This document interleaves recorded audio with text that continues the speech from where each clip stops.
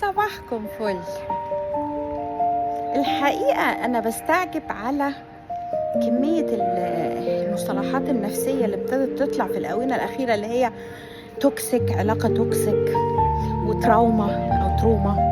الحاجات دي ما كناش بنسمع عليها قبل كده، وكانت موجودة بس ما كناش مسميينها، ما كناش فاهمينها، ما كناش محللينها، ما اعرفش. المهم أنا عايزة أتكلم على العلاقات التوكسيك.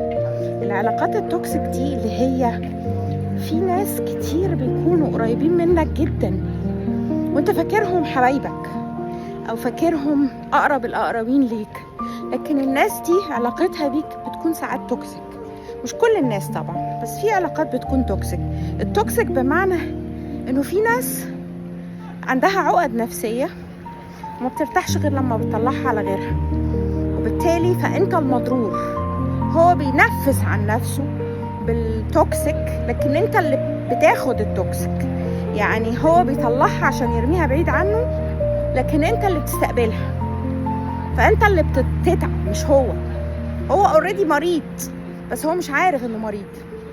فالمشكلة انه التوكسيك ده انا شفت ناس كتير قوي، حالات غريبة جدا. يعني خصوصا اول ما جيت المانيا فبقوا يقولوا لي مثلا اصل ده شخص توكسيك، فاقول يعني ازاي؟ يقولوا ما بيستمدش قوته الا من الاخرين. يعني ايه؟ يعني انا حاسس بنفسي قليل، او حاسس ان انا ماليش قيمه، او حاسس ان انا ولا حاجه.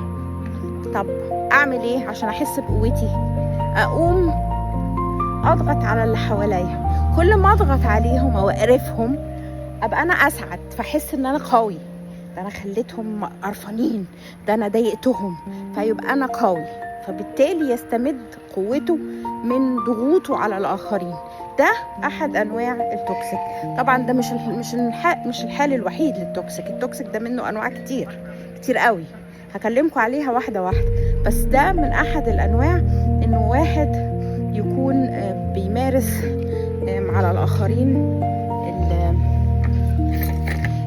الضغوط النفسية، أو يقرفهم أو يهزقهم أو يشتمهم أو يحاول يتفه منهم أو يخليهم هم أقل دايما بأي سبب.